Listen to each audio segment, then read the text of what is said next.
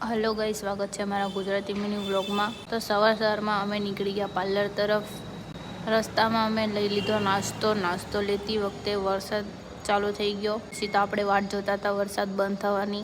पछी तो जेम वरसाद बंद थयो ता तो फटाफट अमे निकली गया पार्लर तरफ। पार्लर पर जता जता व्यू एटलो मस्त हतो के हूँ रेकॉर्ड करवानुं ज भूली गई। पछी तो अमे पार्लर में जईने कर्यो नास्तो। गुजरातीओ नास्ता साथे चा तो पीवे छे, तमने खबर छे।